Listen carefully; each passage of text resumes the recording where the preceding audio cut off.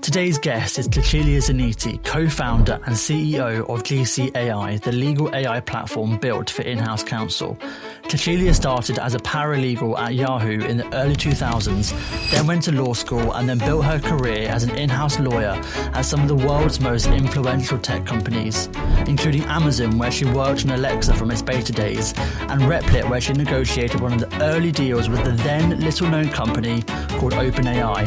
That front-row seat into AI's emergence is exactly what led her to found GCAI. Today, they're serving 1,400 companies across every vertical. This is a sorting hat moment. It can be a lawyer who's good with AI, or you can decide that you're not and get left behind. It's a choice. In this episode, Cecilia and I get into why she deliberately went after in-house counsel rather than law firms, what her vision looks like for the future of legal AI at the company level, and the skills that she thinks the next generation of lawyers actually need in this new era.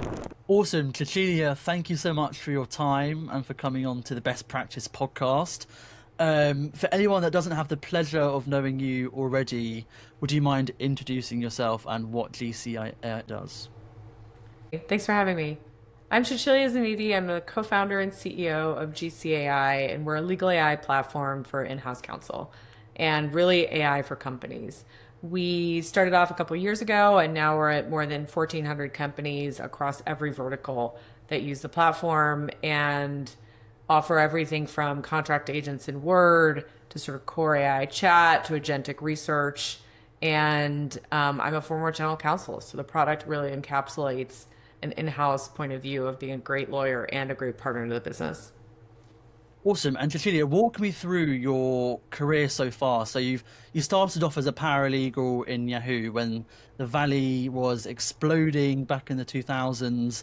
How did that shape how you thought about technology? And, you're all the way from GC at Replit to where you are now. Do you want to take us through that a bit? Yeah, so the through line of my career has always been kind of tech and what's next, with a heavy emphasis on the internet and content and what is now AI. So Yahoo at the time in the early 2000s was actually competing with Google and growing like crazy. And this idea that the internet could connect everyone and that on the legal side, there would be really interesting legal issues around trust and safety, around what it means to serve, millions or billions of users. So that was an incredible experience. And the legal team there was a great example of a lot of our customers now, which is the in-house is really business partners. So, Yahoo was involved in very interesting public policy considerations around ad policy, content moderation, and I got a taste of that and I just loved it. So then I went to law school and since then have been at, a variety of tech companies and a variety of really 0 to 1 to a billion products, right? So I started on Alexa as the first lawyer when it was still a beta. And now, they've had billions of devices out. And I remember, us getting excited when we had our first user review. And now, there's tens of thousands. So it's been really fun. And I think it was great training for eventually becoming a product-oriented CEO. And I want to say congratulations for being featured as an honoree on the Inc. Female 500 list. Now, I done a bit of research before our call, and I found that apparently approximately 91% of funded legal tech companies have male CEOs. Do you want to tell us about what it means to you having the recognition, being featured on the list? Yeah, I mean, our fundamental business is incredibly strong, so I can go toe to toe with the very best founders. You've talked about your very well-funded players on this pod, not going to name them, but we go head to head in deals with them all the time and we win. Our product is better. It's better for in-house. That's what we consistently hear. So whether you're female or male, I'm very proud of that. And I'm proud specifically of infusing customer obsession, because I do think something in legal tech that is changing with AI. Traditionally, legal tech companies were sold to one buyer with not much consideration for the user. We've flipped that. So we're much more bottoms up. We've come head to head with other providers, traditional, legacy providers of legal research, for example.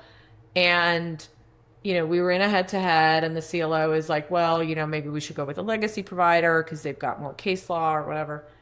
And we've had the teams mutiny and just be like, do not take away my GCAI.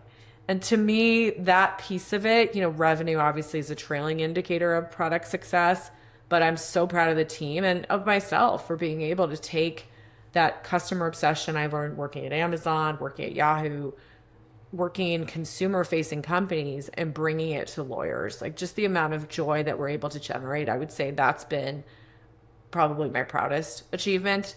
And the male founder thing doesn't surprise me, but I also, a lot of women over index in in-house legal in particular, and among general counsel and CLOs, it's the most balanced role in the C-suite per a lot of data.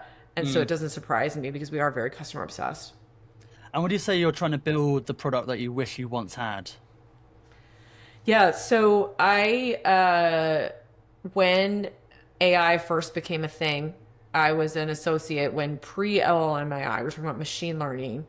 And there was some data out of a startup then, this maybe 2010, 2012 kind of time frame, around, that if you train it properly, a pre-LLM, a machine learning model could spot issues in an NDA more accurately than lawyers. And at the time, people asked me like, oh my God, are you worried about being replaced? And I said, absolutely not. Like, I love, doing the deals. I love getting deep on the technology. I love working with the teams. Those things, are not going to be replaced. But I always thought that legal tech was not for me. Like, maybe I used Ironclad, but I log in here and there. Or when I was in-house, you don't shepherdize cases in-house. I never logged into Lex. I logged into Lexis once in 4 years at Amazon. That is not a thing that I did. So I just thought tech, in fact, my executive coach was like, you should found a legal tech company. I was like, what? No, this was boring. Until AI, when I used what we used to call generative AI, but basically AI for the first time. It's actually before ChatGPT came out. I think a lot of people had this realization with ChatGPT. I had a little bit earlier because I was at Replit and I had access to a pre-ChatGPT version of GPT. I used it for a legal question, saw it generate, and I'm like, oh my God. And I became obsessed thereafter. So that's kind of the story of how I got into it. Yeah, I think, ChatGPT was released November 2022, right? And so having that access beforehand must have been rather eye-opening. And, what was it, 3.5 it was called when it came out in November 22? And now we're on 5.2 or something, and it's got insanely... It's incredible. It's gotten so much better. But yeah, I mean, accessing in early 22, we actually, and this is public, but Replit did a deal with OpenAI. I was general counsel of Replit, and I worked on that deal. And if you can believe it, OpenAI was selling us really hard. They're like, well, you should distribute this, you should whatever. It was crazy. No way. And now it's hard to believe because obviously the OpenAI sales team, is taking a lot of orders clearly, and, was the fastest product to get to $1 billion in revenue, the fastest product to get to 1 billion users. And, that idea that the world's eyes just got opened was incredible. But it actually is funny because that's how I ended up leaving Replit. Was my boss at the time, Amjad Masad, great CEO, learned a ton from him. He's like, hey, you're a great general counsel and all, but is your head in it? And I'm like, well, about that. And then basically figured out how to have a successor who's now still the general counsel of Replit. And then I leave Replit and I found the company a week later, found GCAI a week later. Wow. And that was an insane turnaround very quickly. Do you think the release of ChatGPT reset the playing field for LLMs, if that makes sense? Yeah, I mean, I think the idea that technology starts as consumer and that business software users now demand the quality of experience that they enjoy with consumer products, that's been a big thing, right? And I think it's why your legacy providers, your Lexis and your Westlaw, their AIs have not taken off. They've made a press release that they got 1 million users, but that's just including every user of Lexis because it's technically a sidebar in there and they give it for free to law students. So I personally don't believe that stat, but what it shows me is that there's a lot of people saying, hey, just straight ChatGPT for the AI purpose is better than just looking up something on looking up a case in Lexis. I could have told you that. I just said I didn't shepherdize cases in-house. It was not part of the job, but I certainly was manipulating words, and that's what AI is good at. So yes, I absolutely believe that ChatGPT opened people's eyes. Now, of course, there's a lot of education that has to happen. The number of sanctions cases associated with, hallucinated case law is over 1,000. There's a tracker that you can probably link in the show notes, but it's, I think it actually moved faster to open people's eyes to the possibility than to the risk, which is expected. And I actually think it's delightful that there's this technology that makes our lives easier and everybody can see it in, signing up for ChatGPT, off the bat. Although, you didn't ask this, but we could talk about why I think ChatGPT straight is not sufficient for lawyers. But it was a fascinating moment to your point. And I want to touch on that education piece and dive into that a bit more. I see across LinkedIn you're incredibly bullish on teaching AI prompting for in-house lawyers. Why do you think that's important, that lawyers and people in-house know how to prompt effectively? Yeah, so I think it's a different way to do your job. And AI really does make everybody the boss, where you have effectively an associate working for you and you have to level up. And there's data from Microsoft. Certainly I see it in our classes. We teach legal AI prompting classes, gc.ai/classes. Please, listeners, join us. But we teach these classes. And as part of that, learning how to be the boss and how to properly direct AI, the kind of core unit of that is prompting. Now, increasingly, obviously, we're teaching agents, we're teaching workflows. But if you don't know how to direct an AI at a core level, you will struggle to then oversee the workflows and get into the pull the human out of the loop. So if you want to be a lawyer that survives this change, embrace it, lean in. I am sure there are lawyers that resisted email for a long time. Yeah.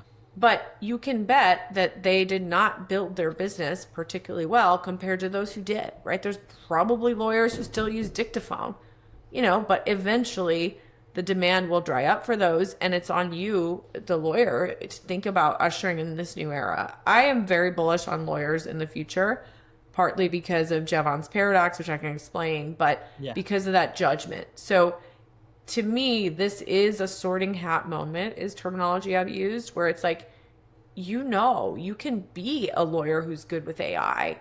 It's new to everybody. Or you can decide that you're not and get left behind. It's a choice that you have. I think a lot of people, and I see this all the time, labeling themselves, I'm no good with technology. I'm no good at coding. But I think, ChatGPT especially, and LLMs in general, you can prompt it using your natural language. I love Whisperflow on my laptop, dictating and into Claude, dictating into ChatGPT. It couldn't be any easier. I literally just speak into my laptop, and because I can speak, it's less friction than writing. I can put in a better prompt and I get a better output. And I feel like it's just not being scared to experiment really into it. I wanted to, sorry, yeah. I agree with you, where lawyers, you might say you're not good at technology, but what you are good at is words. So lawyers, we've been to a gajillion years of school. We're trained to be detail-oriented. I used to use my torts textbook as a monitorizer, right? It's this 4,000-pound thing, and then I used it as a booster seat for my kid. But the point is that you know how to do words, and generative AI, large language models, it's in the name. It's literally language.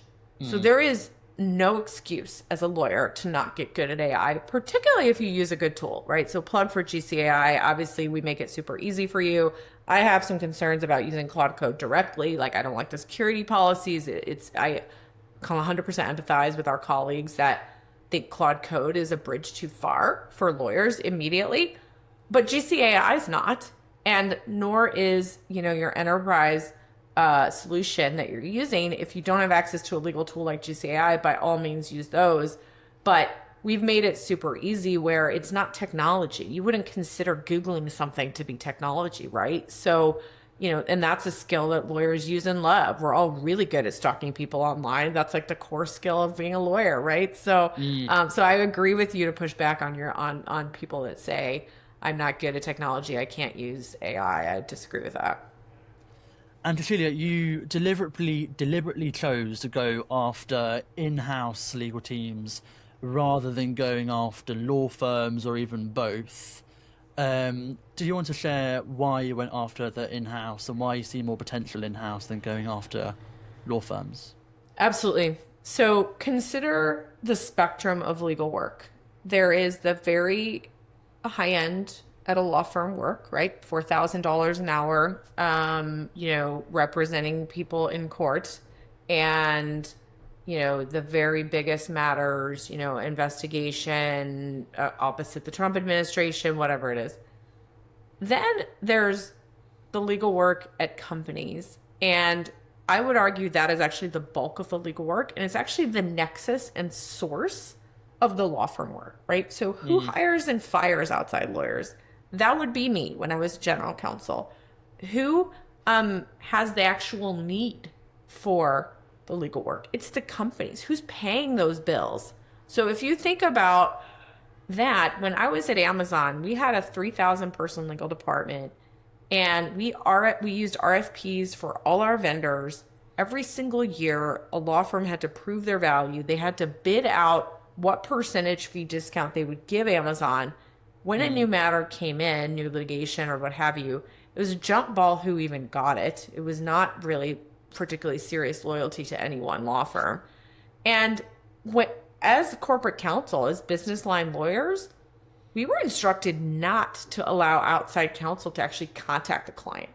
So for me, the strategy around the legal work that a company needs, the lawyers who are already at the company are much closer to it. And the expansion vector of like, okay, who's actually the source of needing to review a master services agreement? It would be the salesperson. So moving to that, pointing the AI at the people that know the company's legal needs best, i.e. in-house counsel, that's been the strategy from day zero. Now, others have, copied our strategy or come late to that party because they were so attracted by the revenue of thousands of seats at a Baker McKenzie or whatever. I love Baker McKenzie, but I don't think they're closest to the legal needs of a company. They're certainly not closer than the companies themselves.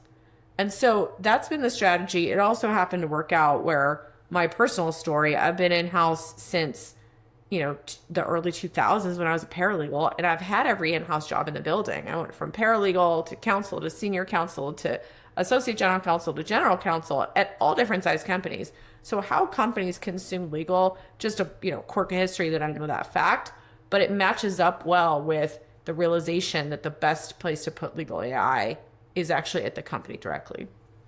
And I think now with tools like GCAI, you'll be able to have teams like, say, procurement or sales be able to ask questions to legal or questions to GCAI and then get to a guardrailed response. And less of the legal team having to do the heavy lifting. Yeah, absolutely. So we are moving in that direction. Our customers ask for it a lot. This idea that there are routine questions that a company has, or even non-routine, but just business accelerating things that can be done directly. Absolutely. Now, AI of 2 years ago, your GPT-3 was not ready for that. Now it is, particularly with the guardrails that we put in where legal would create the foundation of the knowledge. You would have legal in the loop for things that need to stay privileged. So that we're going to be launching a Slack integration here shortly. We have a good third of our user base are Slack-based companies. And the vision is like, okay, at legal question, legal then gets to decide a category of questions that can just be answered, right? So maybe straight NDA review, or straight, what is our signature policy, or kind of policy oriented things, versus your question where, hey, we're going to be renegotiating our deal with X, what's our leverage, or questions that you actually want to go to legal, you can set it up where they go straight. So we're putting the lawyer in control, which actually also helps with attorney-client privilege, right? Because it's communication to, from, or at the direction of an attorney. So that's how we've been thinking about it. But to me, that's the next hop from like, okay, do the thing directly. And, I'm not ready to release agents out in the world to do the actual thing. So for example, the U.S. Patent Office, the PTO, for trademark filings, they have a bunch of CAPTCHAs, and you actually cannot, in an agentic way, file a trademark today. It would be violating the terms of use of the U.S. government, which I don't want to do, and so don't want to encourage our clients to do. But we'll get there. But the way to get there is to sort of like have the humans who are experts guide the process, which is how we're thinking about it. And I was watching a podcast with Max Ginnistrand from Legora. I think it was on 20VC with Harry Stebbings, and they were talking about the consumption versus the per seat pricing model. And so at the moment, a lot of companies, a lot of vendors are charging per seat, so per user, per month. And Max says that he sees it going towards a consumption-based model. So you have, for instance, 10,000 credits that you get to use for the month. And what are your thoughts on that? Because I think, given some seats can be very expensive for businesses, and then they end up rationing their usage, and so instead of giving it to the entire legal team, they might give it to only 3 power users within the team. But then some would argue that also in-house teams and also law firms don't really know how to manage a per credit or usage-based pricing model. So what do you think? Do you think you'll stay per seat and everyone gets unlimited usage, or do you think it should go towards that credit-based? Yeah, so we today we are per seat, and part of it is getting out in the market, which we've done incredibly quickly. Like I said, we're at 1,400 companies, from all the way from Bass Pro Shops through to Logitech to Love's Travel Stops. We've got a huge variety of customers, but the idea that we'll go to non-lawyers, of course we are, but there are lots of different pricing ways you can go. There's a guy named Kyle Poyar who does Growth Unhinged, who is really a pricing expert, and he was actually praising Figma, which does 2 flavors of seats. There's your kind of core designer seat, which we would equate to a lawyer, and then there's your viewer, or other people that collab. So when I was a GC, I actually got into Figma, and I would comment on designs. I wouldn't make designs, but I would comment and collab. So this idea that there are the sort of primary read-write people and the people that just read or consume the legal advice, I think there's something there. But the way that Kyle explained that Figma is doing it is essentially with credits, where each action, it's like a McDonald's menu or whatever, where you've got like your fries cost X, your Big Mac cost this. Increasingly, there is more tolerance, because this is what Claude does and what Clay and Figma and others are doing, where there's a certain amount of credits. And you're always going to have, I've been in software a really long time, you're always going to have people who are using an outsized amount. So they call them whales. But essentially, we have users who do 500 queries a week, who have GCAI open 8 hours a day. Like when you have that level of engagement, clearly that user is going to be more costly to us than someone who does a great query once a week. And so I think the usage-based pricing, and I didn't watch the 20VC, although I love him, but that's clearly where it seems the industry is going, and I think people will understand, and that's a good setup also for agents, because when the USPTO opens up and you can file that trademark, we GCAI would want to be able to pass through that billing and understand. There's a lot of really interesting startups around basically being able to have the payment layer and what that unlocks. Yeah.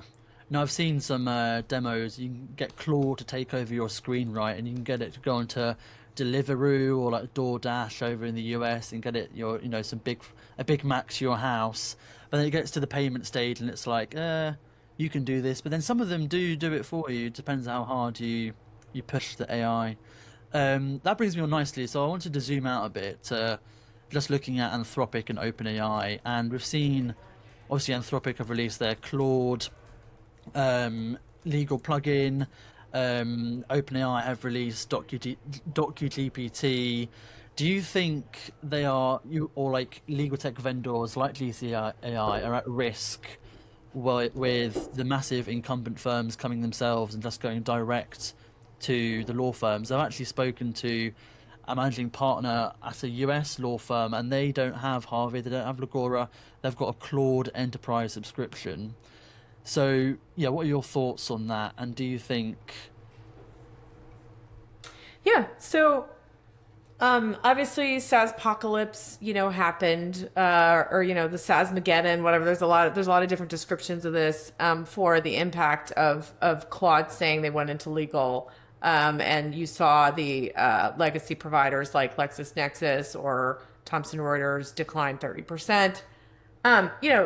That was overblown, but the core idea that Claude is very good technology and Anthropic has the best model for legal, I would agree with that. Like, I do think, that, but I'm going to explain there's still a ton of value in legal AI, and I'll explain why. So Claude, Anthropic, Sonnet 4.6, or I'm sorry, Opus 4.6 is the best model for legal today. We use it, Legora uses it, Spellbook uses it. Anybody in your podcast, if they know anything about legal AI, is using that model.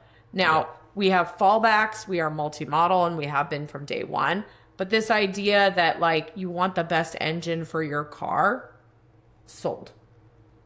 But having a good engine and the fact that the engine provider, in this case Claude, puts out Claude Cowork, it would be like an engine maker coming out and being like, hey, I have a bunch of car parts and you can assemble your own car.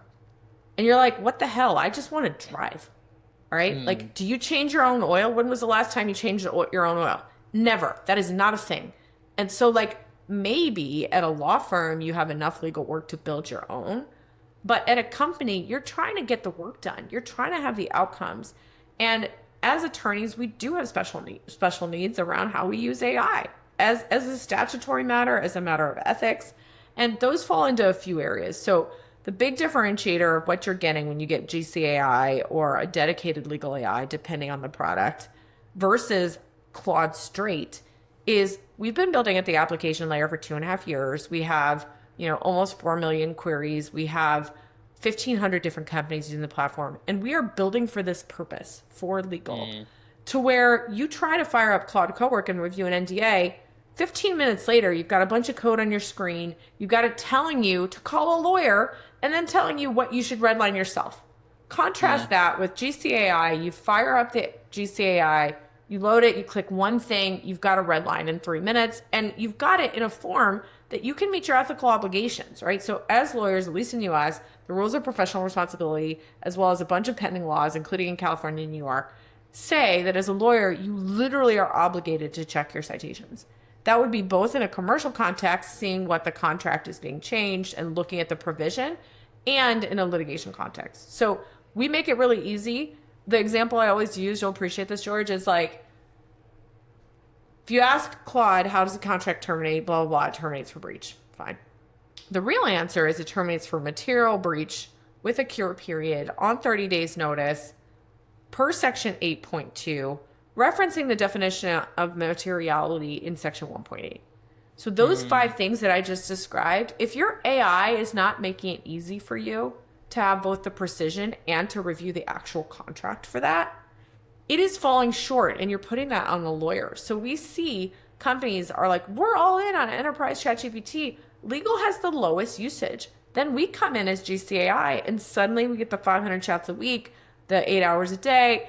And it's because it is for the use case.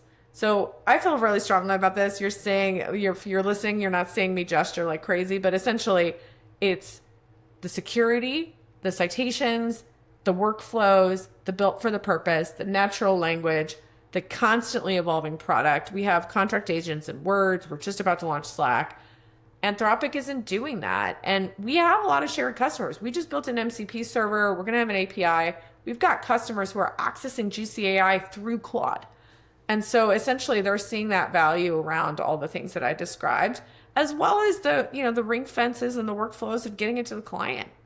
Good luck when you have to discover your whole Claude instance, as opposed to, very clear line on a privilege log, which is your conversations with GCAI. Definitely. And also the security as well, right? Having Exactly.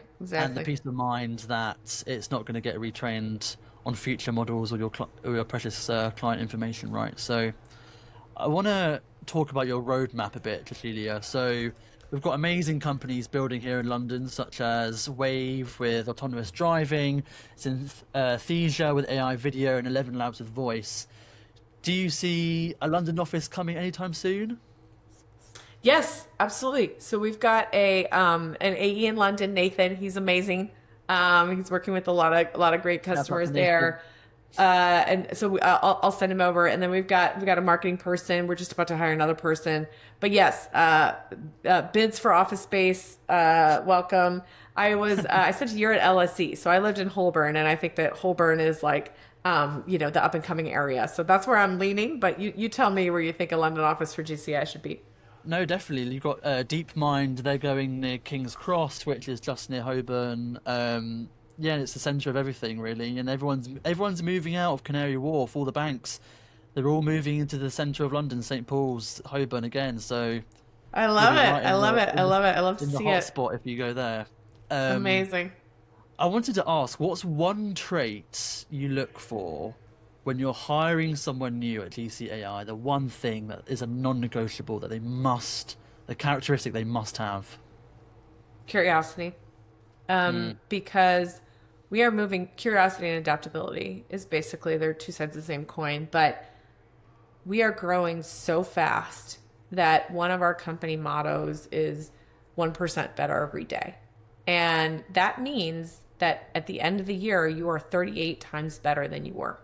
So I ask myself in interviewing everyone from accounting manager through to, chief customer officer, is this person going to be able to grow at that rate? And do they care? Do they have that innate curiosity to be better? Because we're different from all the playbooks, right? So when we had our board meeting, and according to the number of salespeople that we should have sold 1/10 of what we did. So essentially our people we have sales folks who are at 10x of their quota because the product is growing so much. So how you adapt to that, how do you bring that customer obsession to a great product and cascade that across everything? People have to care. And so have that curiosity, caring, and adaptability. So I gave you 3 things. Sorry, George. Yes, that's good. What do you think? I've got a whole range of people listening to this podcast, all the way from legal tech founders, all the way down to junior people like myself, and people in law school as well who are looking to get a training contract and looking to train to become a lawyer and maybe then go in-house.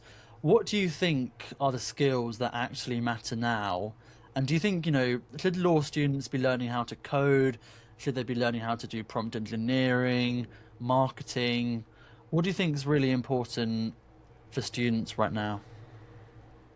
Yeah, so I think law school does a good job of some of the hard skills around being a lawyer and success. So critical thinking, writing, skepticism in some way, figuring out precedent. But there's a book called To Sell is Human, and any kind of sales or influence skills, that's my hobby horse that I'm like, I think law students need to get much better at that. And influence can take many forms. It can be technology. I do think graduating law school in 2026 and not knowing how to use AI, there's no excuse. You can be the next generation. It's like not being internet native in the 90s or whatever. For me, being the techie associate, I got great tech clients and I've built my whole career around it. Obviously, not everyone's like that. You should build expertise, but do not allow yourself to be behind the curve. That's just, why would you start your career that way? So I would say, learn AI, and then in particular, my other thing is the influence skills. And by the way, all your law school friends now, I just had a law school friend appointed to the bench. Another of my law school friends is a California senator. Another is a Newbery Award-winning author. And these people were my classmates. So you don't have to practice your influence and your network elsewhere. It's naturally built in. I went to Berkeley and my classmates are incredibly impressive. And just by being a good person and making friends and caring about people, you can bootstrap your career for years to come. Do you have any tips for people that are wanting to start a legal AI startup? Maybe they were just like you, they are a particularly bright, entrepreneurial GC, or maybe they're in private practice and they're an associate. What tips do you have for them if they have some absolutely mind-blowing idea that they should execute in form of a legal tech startup? So very practically speaking, your idea isn't going to do itself. So one, concrete progress every single week. And concrete progress doesn't necessarily mean you have a product yet. It can mean we bootstrapped GCAI from me teaching classes. I taught classes on ChatGPT to see how ChatGPT was not good enough for lawyers, and that became our initial feature set. So for you, or for new folks, like, for example, I got asked to speak at the American Association of Marriage Lawyers, rebranded from divorce lawyers. But anyways, I got asked to speak at this conference. I'm like, I don't know anything about marriage law, but sure, I'll keynote and talk about AI. So I did. In that process, I learned that the most labor-intensive part of a divorce legal proceeding is essentially, I forget the name of the document, but there's like basically a manifest of the assets. And that is done 100% manually. Literally pulling bank accounts, looking at, club memberships, cars, real estate, whatever it is. And it takes like 50 hours, weeks to figure this out. To me, the alarm bells are going off of like, somebody AIify that. And they're asking me, hey, can I use GCI for that? I'm like, no, not really. I don't know anything about marriage law. I'm the wrong person for this. But whoever you are, you're the right person for something. If you did secure transactions, if you did marriage law, if you did construction law, has very specific things. You can make more specific AI or more specific company that does a really good job, and you can build revenue for that. And then, maybe you're not building like an end-to-end platform like we did or others did. That's fine. Build something, get out there, progress week over week, and then get acquired for your point solution, which is probably a great one.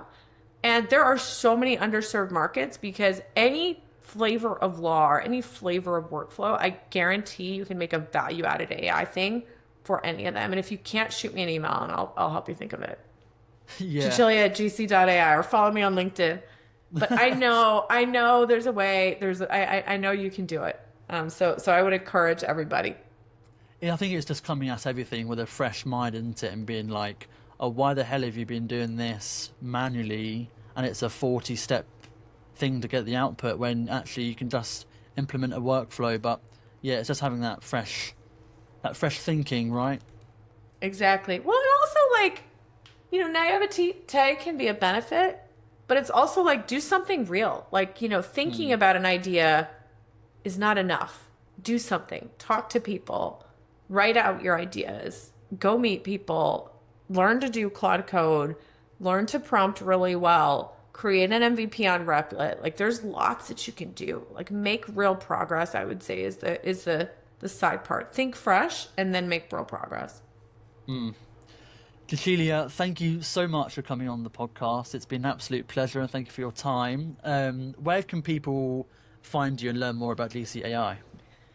Yeah, so look for me on LinkedIn. Is kind of I speak a lot there. gc.ai, we got the 4-letter domain, so it's very easy. So go to gc.ai if you want a demo, gc.ai/demo. We also teach classes, and we do have CLE in the US or CPD in Canada for our classes. And I would say if you just are curious about AI or you want to experience the best AI, we're very clear and very simple to use, where you can actually literally just sign up, gc.ai/new. Try it out for a couple weeks. We read every piece of feedback, send it along. I'm also, in contrast with some of our peers, super transparent. Our product is the best I feel very strongly about that. Our team is incredible. So I'd like you to get in and try it. Lawyers are smart. Like, you might not be techie, but you are smart. So get in there and just try it would be my main advice. Thank you so much. This is so much fun. Thank you, George. Have an awesome day.